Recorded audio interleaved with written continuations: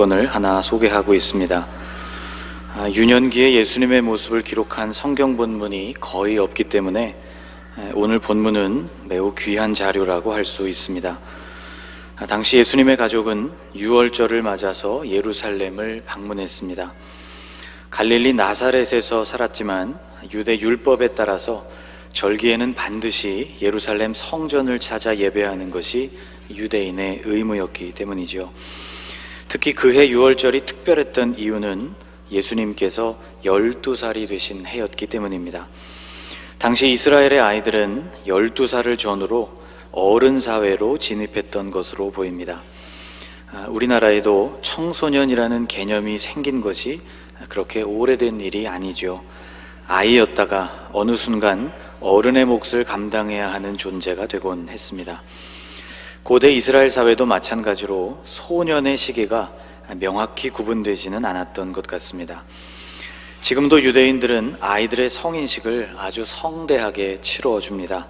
바르미츠바 혹은 바트미츠바라고 불리우는 이 의식은 남자아이는 13살에 여자아이는 12살이 되는 생일이 지난 이후 처음으로 맞이하게 되는 안식일에 이 성인식을 행합니다. 회당이나 통곡의 벽 또는 마사다와 같이 유서 깊은 장소에서 이루어지는 이 성인식에는 가족과 친지들이 모두 모여서 한 아이가 공동체의 책임 있는 일원이 되었다는 사실을 함께 축하해 줍니다. 현재의 성인식 전통은 주후 5세기에 완전히 고정된 것이라고 알려져 있지만 연구가들의 말에 따르면 비록 지금과 같은 모습은 아니었을지라도 1세기에도 이와 비슷한 의식이 있었을 것이라고 추정합니다. 당시 이스라엘을 지배하던 로마에도 비슷한 성인식의 과정이 있었죠. 예수님 당시에 있었던 의식이 오늘날의 성인식과는 달랐겠지만 확실히 그 의미는 일상생활뿐만이 아니라 종교적으로도 이제는 자신의 신앙에 관하여서 스스로 책임을 져야 하는 나이가 되었다는 것을 의미했습니다. 그렇기 때문에 성인식을 치르기에 성전만큼 의미 있는 장소는 또 없었을 것입니다. 예수님도 그해 예루살렘에서 이런 의식을 통과하신 것이 아닌가 싶습니다. 성인식을 기준으로 아이의 삶에는 많은 변화가 생깁니다. 남자의 경우에는 우선 어머니 중심으로 이루어지던 양육의 시간이 끝나고 남자들의 세계에 진입하게 됩니다. 이스라엘에서 어머니의 교육은 아주 중요했습니다. 디모데 후서를 읽어보면 사도 바울은 디모데에게 편지를 보내면서 그에게 거짓이 없는 믿음이 있다고 했는데 이 믿음이 그의 어머니와 외할머니에게 있던 것이라고 기록했습니다. 디모데후서 1장 5절 말씀입니다. 이는 내 속에 거짓이 없는 믿음이 있음을 생각함이라. 이 믿음은 먼저 내 외조모 로이스와 내 어머니 유니게 속에 있더니 내 속에도 있는 줄을 확신하노라. 이스라엘에서 12살 무렵까지 이루어지는 모계 중심의 신앙교육은 아주 강력하고 아이의 마음속 깊이 새겨지는 교육입니다. 한 아이의 평생을 좌우하는 중요한 신앙교육이 되는 것이죠. 그런데 이 아이가 성인의 반열에 들어가는 의식을 통과하고 나면 이제 그 아들은 비로소 남자가 됩니다. 함께 어울리는 대상도 주로 아버지 그리고 남자 어른들로 바뀌게 되죠. 오늘 본문에서 마리아와 요셉이 아들이 함께 가는지의 여부도 확인해 보지 않은 채 하룻길이나 갔다는 이 부분이 아마 우리로서는 잘 이해가 되지 않을 것입니다. 대체 부모가 얼마나 관심이 없었으면 아이가 함께 가고 있는지 신경도 쓰지 않았을까? 아마 그런 생각이 들겠죠. 그러나 아이가 어른의 반열에 들어가는 시기, 소위 성인식 이전과 이후의 차이를 이해하면 그럴 수 있었다는 것을 알게 됩니다. 성인식을 마치는 순간 아들은 아버지와 다른 남자 어른들 그룹에 속하게 됩니다. 그러니까 예루살렘에 올라갈 때에는 어머니와 여자 어른들 틈에서 올라갔을 것이고 성인식을 마치고 내려올 때에는 아버지와 남자 어른들 틈에서 내려갔을 것입니다. 예수님이 성전에 여전히 남아 계셨지만 마리아의 생각에는 당연히 아버지와 함께 오고 있을 것이라고 생각했을 것이고 요셉의 생각에는 아직 남자 어른들 사이에 있기가 불편해서 마리아와 오고 있는 중이겠거니 생각했을 수가 있는 것이죠. 또 44절 말씀을 보면 당시 6월절에는 예수님의 가족만 예루살렘에 올라간 것이 아니고 친족들과 함께 올라갔다고 기록하고 있습니다. 동행 중에 있는 줄로 생각하고 하룻길을 간 후 친족과 아는 자 중에서 찾되라고 기록하고 있죠. 예루살렘으로 가는 여정은 길이 멀고 험했을 뿐만 아니라 중간중간 강도대의 습격도 예상되는 여정이었습니다. 그래서 대개는 큰 무리를 이루어서 여정을 이었죠. 이 무리의 앞과 뒤에는 대개 남성들이 위치했고 여성들과 아이들은 가운데에서 보호를 받으며 이동했습니다. 요셉은 아들이 가운데 그룹에 섞여서 오고 있을 것이라고 생각을 했고, 마리아는 아들이 앞이나 뒤에 있는 남자 그룹과 함께 가고 있을 것이라고 생각했을 그런 가능성이 많은 것이죠.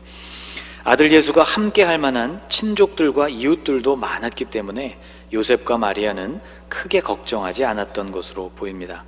그러나 날이 저물어서 하루의 여정을 마치고 가족별로 다시 모일 때가 되자 예수가 그 일행 중에 없다는 것을 비로소 알게 된 것입니다. 여러분, 아들이 없다는 것을 알게 된 이 부모의 마음을 한번 헤아려 보십시오. 아이를 잃어버려 본 경험이 있으시다면 아마 쉽게 공감이 되실 겁니다. 마리아와 요셉은 그 순간부터 아이를 찾기 시작했습니다. 수많은 생각이 머릿속을 스쳤을 것입니다. 거기까지 오는 데는 하루밖에 걸리지 않았지만 왔던 길을 되짚으면서 아이를 찾는 여정에는 3일이라는 시간이 걸렸습니다. 아들은 성전에 있었습니다. 부모와 3일이나 떨어져 있었으니 눈물 자국이 선명한 꾀죄죄한 얼굴을 예상했을 것일 텐데, 그런데 3일 만에 성전에서 발견한 아들은 부모가 생각했던 모습과는 좀 달랐습니다. 46절입니다. 사흘 후에 성전에서 만난즉 그가 선생들 중에 앉으사 그들에게 듣기도 하시며 묻기도 하시니. 그는 성전의 선생들 틈에 앉아서 듣기도 하고 묻기도 하는 중이었습니다. 마리아가 아들에게 이렇게 말했죠. 그의 부모가 보고 놀라며 그의 어머니는 이르되, 아이야, 어찌하여 우리에게 이렇게 하였느냐? 보라, 내 아버지와 내가 근심하여 너를 찾았노라. 마리아는 안도감과 함께 아들에 대한 서운한 마음을 표현했습니다. 아이야, 어찌하여 우리에게 이렇게 하였느냐라고 말하고 있죠. 여러분, 당연하지 않겠습니까? 예루살렘을 방문한 목적을 마쳤으니 아들은 당연히 부모를 따라 집으로 돌아가야 했습니다. 그런데 어머니의 이 말에 대해서 아들은 이렇게 대답을 했죠. 49절을 같이 읽어보겠습니다. 예수께서 이르시되 어찌하여 나를 찾으셨나이까? 내가 내 아버지 집에 있어야 될 줄을 알지 못하셨나이까? 하시니. 여러분, 어떻습니까? 역시 예수님이구나, 그런 생각이 드시나요? 여러분, 이 상황이 예수님과 그 부모 사이에 일어난 일이 아니라 나와 우리 자녀 사이의 일이었다고 한번 생각해 보십시오. 이 대답은 서운하다 못해서 매우 화가 나는 대답이 아닐 수 없습니다. 아마 저희 아이들이 저에게 이렇게 대답을 했다면 저는 당장 뭐라고 이렇게 나왔겠죠. 요셉과 마리아도 마찬가지였을 것이라고 생각합니다. 아들의 태도에 대해 화가 났을 것이고 함께 있는 사람들로 인해서 무안하고 당혹스러웠겠죠. 그런데 하나님께서 예수님을 이 가정에 보내신 데에는 또 그만한 이유가 있었던 것 같습니다. 3일을 헤맨 끝에 겨우 아들을 찾은 부모에게 왜 나를 찾으셨냐고 오히려 되묻는 이 아들의 당돌한 말에 대해서 부모는 분명히 마음이 언짢았을 텐데도 불구하고 이 일로 아들을 크게 나무라지 않았습니다. 특히 마리아의 모습은 놀랍습니다. 51절에 이렇게 되어 있죠. 그 어머니는 이 모든 말을 마음에 두니라. 마리아는 예수님이 하신 그 모든 말과 일들을 마음에 두었습니다. 우리 같으면 한 대 쥐어받고 싶었겠지만 이 부모는 참았다는 것이죠. 특히 마리아는 아들의 말을 마음에 담아 두었습니다. 마리아는 언제나 이렇게 마음에 담아두는 사람이었습니다. 이해가 되지 않는 말씀, 믿어지지 않는 일들도 일단 마음에 담아두는 사람이었죠. 그리고 담아둔 그 말씀들이 마리아를 믿음의 사람으로 만들어 주었다는 사실을 우리는 잘 알고 있습니다. 우리가 어떤 부모가 되어야 하는지에 대해서 오늘 본문은 많은 생각들을 던져줍니다. 자, 이제 이 사건이 우리의 주님 예수 그리스도의 이야기라는 것에서 잠깐 벗어나 보겠습니다. 또 우리와 우리 자녀의 일처럼 우리의 감정을 이 이야기에 이입하는 것에서부터도 벗어나 보십시다. 제3자의 시각, 객관적인 시각으로 이 사건을 들여다보겠습니다. 12살 된 어떤 주인공과 그를 찾는 부모의 모습이라고 생각해 보십시오. 12살 주인공의 모습 속에서 우리는 무엇을 발견하게 될까요? 우리가 발견하게 되는 것은 분명히 미성숙함입니다.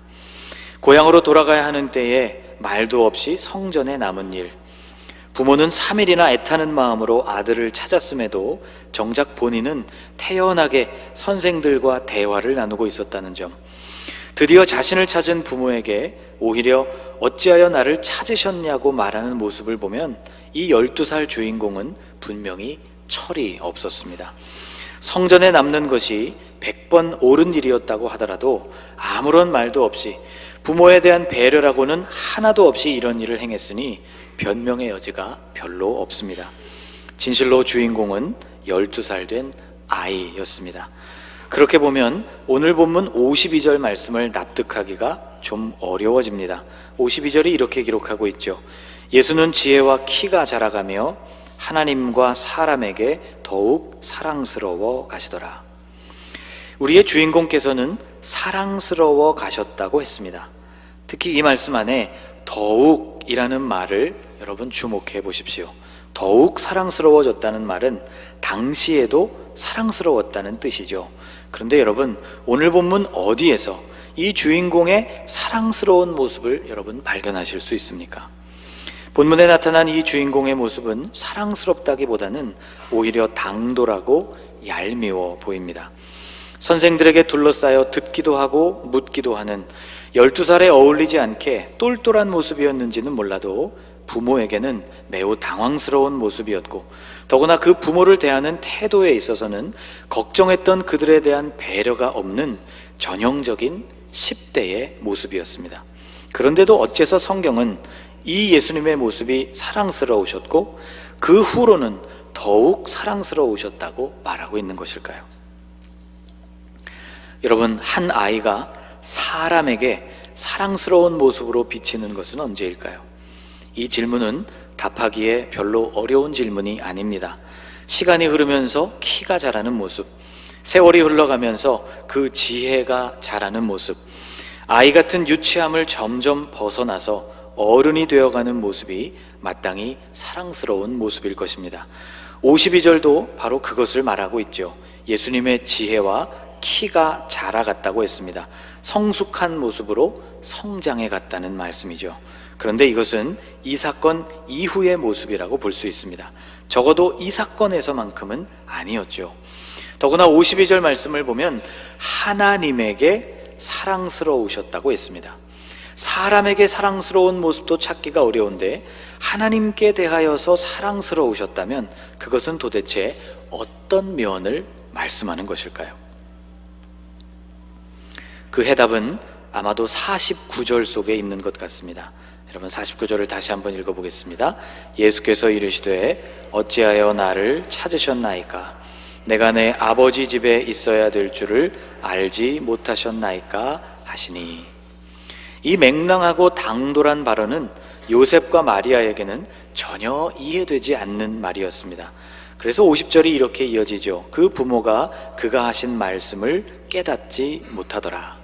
그랬을 것입니다. 3일이나 가슴을 졸이며 아들을 찾은 부모였고 이제 겨우 그를 찾았지만 정작 아들의 모습은 전혀 놀라거나 걱정했던 기색이 없고 도리어 이런 수수께끼 같은 말을 전하고 있으니 그 말이 무슨 뜻인지를 깊이 생각할 만한 마음의 여유를 가지기가 어려웠을 것입니다. 그러나 이 말이 비록 부모의 마음에는 이해할 수 없고 또 상처가 되는 말이었는지 몰라도 하나님께는 너무나 확실하고 분명한 대답이었다는 것이죠. 여러분, 예수님은 하나님의 아들이셨습니다. 아들이 아버지의 집에 머무는 것은 너무나 당연한 일이었죠. 이런 점에서 생각을 해본다면 3일 동안 요셉과 마리아가 예수님을 아버지의 집인 성전이 아니라 다른 엉뚱한 곳에서 찾았다는 것이 오히려 이상할 정도입니다. 예수님은 이렇게 당신 자신이 누구인지에 대해서 아주 분명한 인식이 있었던 것입니다. 52절 말씀처럼 사람들은 예수님의 순종하여 받드시는 모습을 사랑스러워했을 것입니다. 그런데 하나님에게 있어서 사랑스러운 모습이란 그런 모습만이 아니었습니다. 비록 아직은 10대 소년이어서 걱정할 부모에 대한 생각을 미처 하지 못한 채 무턱대고 성전에 남은 일은 미숙한 일이 분명했습니다. 또 근심하며 자신을 찾은 부모를 배려하지 못하고 직설적인 말을 던질 만큼 미숙한 상태였던 것도 맞죠. 그러나 예수님은 자신이 누구인지를 분명히 아셨다는 것입니다. 예수님께서 하나님에게 있어서 사랑스러우셨다면 저는 바로 이 점이 아버지가 아들을 사랑하지 않을 수 없는 지점이라고 생각을 합니다. 예수님의 분명한 자의식은 12살 모습에서만이 아니라 그 이후의 모습에서도 뚜렷하게 나타나고 있습니다. 예수님보다 앞서서 사람들의 마음에 회개를 촉구한 선지자가 있죠. 바로 세례 요한이라는 인물이었습니다. 그는 사람들에게 새로운 삶으로의 결단을 촉구하면서 회개의 세례를 베풀었습니다. 그에게 세례를 받으시기 위해서 예수님께서 다가가시자 요한은 예수님을 말렸습니다. 마태복음 3장 14절에 이렇게 기록되어 있습니다. 요한이 말려 이르되 내가 당신에게서 세례를 받아야 할 터인데 당신이 내게로 오시나이까. 그러나 예수님은 이 세례가 의를 이루기 위한 것이라고 말씀하셨습니다. 주님이 말씀하신 의란 이 세례가 예수님 개인의 죄를 씻기 위한 절차가 아니라 인류의 죄를 짊어지시고 속죄 제물이 되는 절차를 뜻했습니다. 이제 인간들의 죄를 속하기 위한 본격적인 공생애가 시작된다는 의미였죠. 예수님은 당신 자신이 하나님의 아들이신 것을 분명히 아셨고 이제는 그 아들로서의 사명을 감당하시려고 결단하는 순간이었던 것입니다. 그래서 이 세례가 이루어질 때 하나님은 다시 한번 기뻐하셨습니다. 예수께서 세례를 받으시고 곧 물에서 올라오실새 하늘이 열리고 하나님의 성령이 비둘기같이 내려 자기 위에 임하심을 보시더니 17절 같이 읽어볼까요? 하늘로부터 소리가 있어 말씀하시되 이는 내 사랑하는 아들이요 내 기뻐하는 자라 하시니라. 대속을 위한 공생애가 시작되는 그 위대한 순간에 하늘이 열렸고 성령이 내려오셨고 하나님의 음성이 들렸습니다. 하나님의 기쁨과 만족을 공적으로 선포하시는 사건이었던 것이죠. 이때에 말씀하신 내용은 오늘 본문 52절의 내용과 같았습니다. 내가 너를 사랑한다는 말씀, 그리고 내가 너를 기뻐한다는 음성이었습니다. 아들이 아버지에게 있어서 사랑스러우셨던 순간은 아들 예수께서 분명한 자의식을 나타내신 순간, 그리고 그 아들로서의 사명을 받아들이시는 순간이었다는 것입니다. 사랑스러우셨던 순간을 하나만 더 꼽자면 그 사명을 완성하시기 위해 십자가를 지실 때라고 볼 수 있습니다. 다만 그때에는 아버지의 마음도 매우 아프셨기 때문에 깊은 침묵을 유지하셨을 뿐 아버지의 뜻을 궁극적으로 이루려는 이 아들의 모습이 아버지에게는 분명히 사랑스럽고 고마운 순간이었을 것입니다. 여러분, 하나님은 언제나 우리를 사랑하십니다. 그러나 그 하나님께서 우리를 향하신 그 사랑이 더욱 간절해지고 뛸 듯이 기뻐하시는 순간이 언제일까요?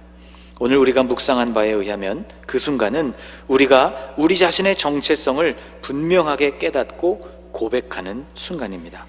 내가 하나님의 자녀이고 하나님께서 나의 아버지이심을 드러내는 순간입니다. 그리고 그 하나님의 뜻을 우리의 삶에서 실행으로 옮기는 순간입니다.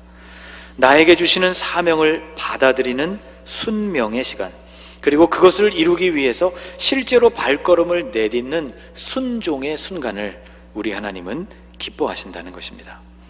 사랑하는 여러분, 나는 내가 하나님의 자녀임을 알고 자녀인 나에게 주님이 원하시는 바가 무엇인지를 알며 또 그것에 순종하고 있습니까? 또 우리가 부모라면 우리의 자녀들이 우리 앞에서 사랑스러운 모습으로 자라는 것뿐만이 아니라 하나님 앞에서 사랑스럽게 자라나는 일에 관심을 갖고 있습니까? 하나님 앞에서 그들이 누구이며 어떤 삶을 살아야 하는가에 대해서 그들을 가르치고 도우며 중보하고 있느냐 말입니다. 사랑하는 여러분, 그렇게 되기를 축복합니다. 그렇게 사는 삶이 올해 우리가 기도하고 있는 산 제물이 되는 삶이자 합당한 예배자로서의 삶입니다. 사랑하는 여러분, 오늘 우리와 우리의 자녀들이 내가 누구이며 나를 향하신 아버지의 뜻이 무엇인지를 깨닫고 그것을 행하며 살 수 있기를, 그래서 하나님과 사람에게 더욱 사랑스러워가는 존재가 되실 수 있기를 주님의 이름으로 축복합니다. 기도하겠습니다. 주님, 12살 예수님의 모습을 생각해 보았습니다. 아직은 10대여서 부모님에 대한 배려도 10대의 것, 부모님에 대한 말도 10대의 것이었지만 자신이 누구인지에 대해 분명한 의식이 있었던 예수님의 모습을 생각해 보았습니다. 그를 충분히 이해하기는 어려웠지만 그 말을 마음에 소중히 간직했던 성숙한 부모로서의 모습도 보았습니다. 하나님, 우리의 가정이 이런 가정이 되게 하여 주옵소서. 또 우리와 우리의 자녀들이 하나님에게 사랑스러운 존재로 살기를 원합니다. 우리가 하늘에 계신 아버지의 자녀임을 깨닫고 그것을 고백하며 그 아버지가 주시는 사명을 받아들이고 그 사명에 복종해가는 자녀들로 살게 하여 주옵소서. 하루하루 우리와 우리의 자녀들의 삶이 더해갈수록 사람들과 하나님 앞에서 더욱 사랑스러운 존재로 하나님 우리가 살아갈 수 있도록 오늘도 우리를 붙잡아 주옵소서. 예수님의 이름으로 기도하옵나이다. 아멘.